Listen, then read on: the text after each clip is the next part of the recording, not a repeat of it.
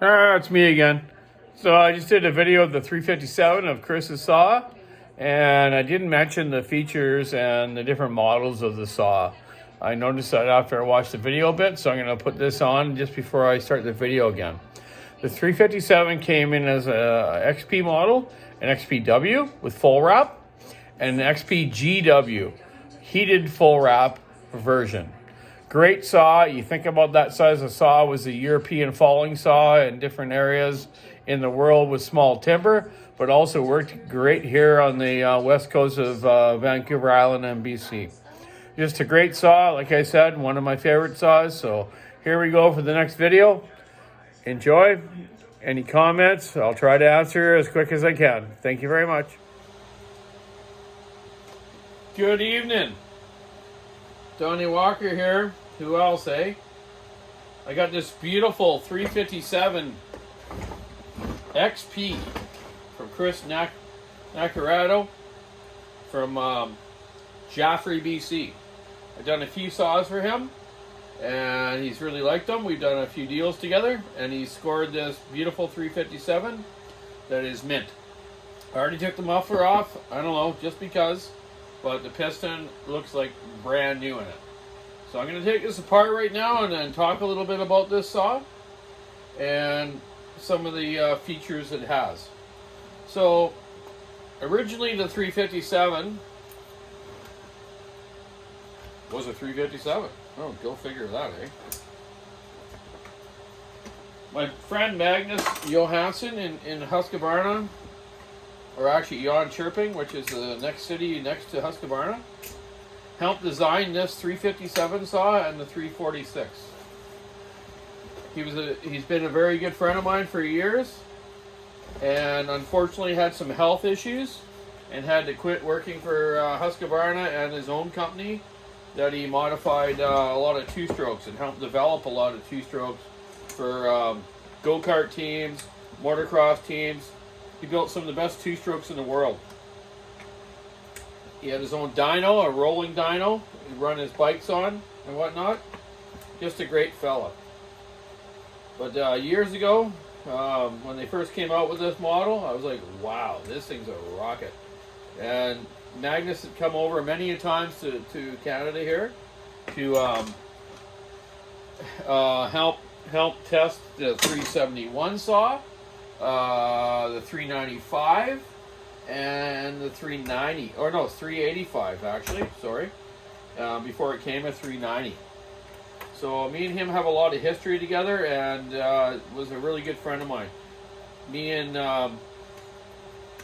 my daughter's mom and had gone to Sweden years ago to visit him, and had some great times over there. Also with the factory guys, working on some stuff. I'm just talking as I'm disassembling this, and you know what? Taking stuff apart, I really don't need to talk about, really. We all know how to take things apart, right? So I'm just going to take this one apart as we talk about this model. Originally, the 357 used the Walbro carburetor, which Walbros I do like, but they had a function in the carburetors that would mess up after a while. Not all of them did it, but some of them did it. I'm going to take the handlebars off now, and so I can get at the carburetor and the cylinder kit and take it off, okay? So the 357 to me is like a mini motocross engine. It's got great transfer port, good port timing, not bad from the factory, but there's a few tricks that I do. Not just the muffler mod, some porting to it that I'm not really going to share with you, but I'm telling you, these things are wicked saw. I used to run a 357 with a 20-inch bar with full house chain, 3/8, and it outcut any of my buddies' saws I'd go firewood cutting with. I could cut rounds like, 12, 14-inch rounds. I'd do like 3 rounds by the time someone did one, And I never used to use really dogs. Bucking spikes are made for falling or bucking, But for cutting firewood and whatnot, you really don't need them. Most guys use them because they run dull chains or they don't know how to really run a saw properly. So I never used bucking spikes on my 357, and it just was the best saw I ever had. I still have one, and I'm going to build another one for myself here real soon. Yeah, two of my favorite saws are the 346 and the 357 XP Husqvarnas. They're just bulletproof as long as you run them right and have a sharp chain and good mix oil. So on this saw, we have an unlimited coil, the black ignition. Some of the 346s came actually with the blue one that was 14,000, which was plenty. But original 346s and 357s came with the black unlimited one, okay? I'm just going to take the wire harness off here now because I'm going to clean this saw up and go through everything on it. I'm going to, re-gap the coil. Not really re-gap it, it's probably actually fine, but I'm going to check the gap of the coil when I reassemble it, okay? I just like to do this stuff. So I'm going to take that off. Let's see, there's no fuel on it, obviously. So let's get the carburetor off. I'm going to undo the fuel lines here. What the problem with the carburetor, the Walbro one on this model, had an accelerator pump system. An accelerator pump system works off the, as the throttle turns, it works on a little cam action, okay, off the throttle shaft. And it gives it an air surge to make it respond quicker and have a better throttle response. I think that's how it works. Same as the MS200T. There's a few different models that have accelerator pump systems on the carburetors, on Walbros and Zamas. And some of them would fail. And when they fail, the symptoms normally are that it wouldn't idle right, or sometimes the thing would run right. And as the saw sat there, and all of a sudden it would rev up and rev down, or just die out, okay? So if you have that problem with the 357 or a 359, they both have the same carburetor, just remember that. They did have a replacement.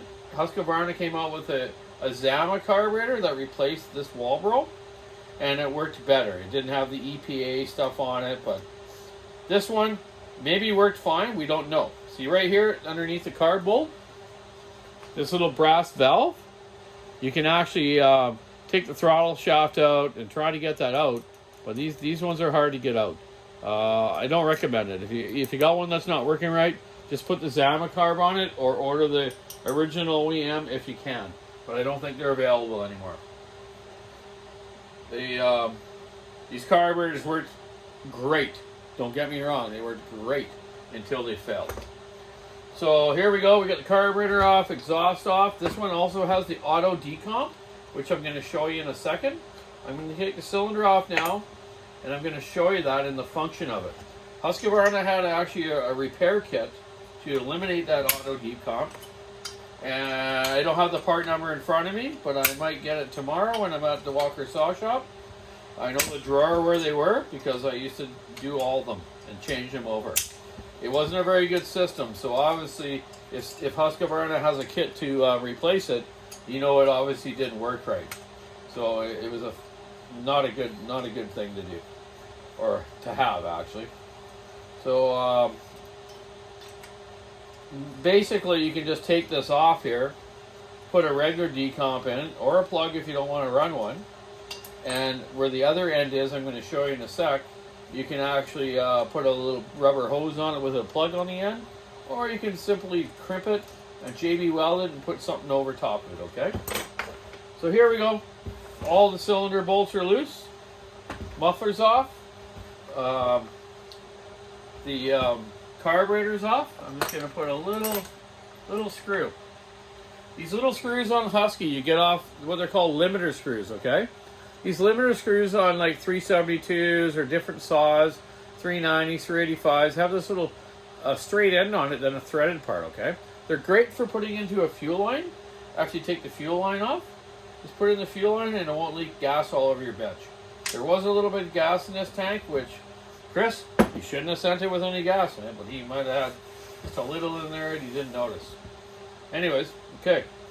Let's pull the jug off. Look at that. Wow, the gasket came off with it. This thing is beautiful. Yeah, it's like new condition. The piston itself. These have a full circle crankshaft. Note the piston wash on the top. Look at the transfer wash. Okay? They're just an awesome saw. It's a quad type port transfers. Yeah, just a beautiful motor.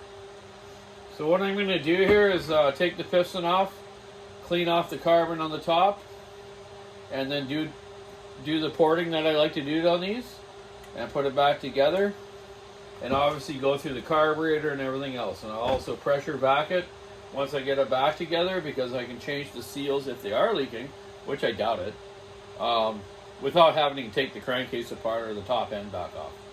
So, Chris, you got yourself a great saw here. I'm going to get on this right now and clean it up. Port this cylinder. Mod the muffler. The muffler, I'll put 2 small pipes.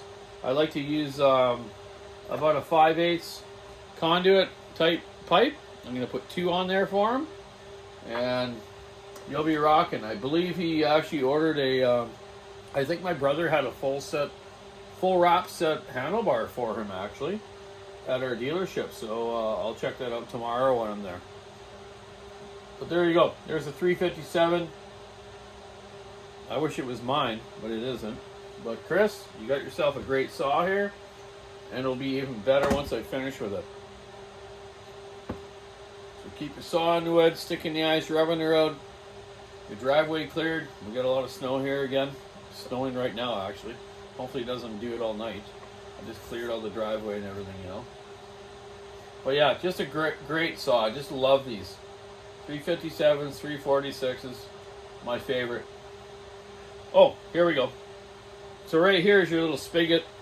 It's like a pulse fitting on the transfer port, okay? You take that hose off, and you can just close that fitting up with some JB Weld or a piece of rubber tube that Husky provides with like a blank end, okay? And that's how you block that off and put your regular decomp in, or a standard block off type unit if you don't want to use a decomp. We'll just plug right here, okay? There you go, Chris. This thing's awesome. Have a great night. I'm going to get onto this now, clean up the body of it, and port that cylinder, and get you going. Catch you all later. Bye now.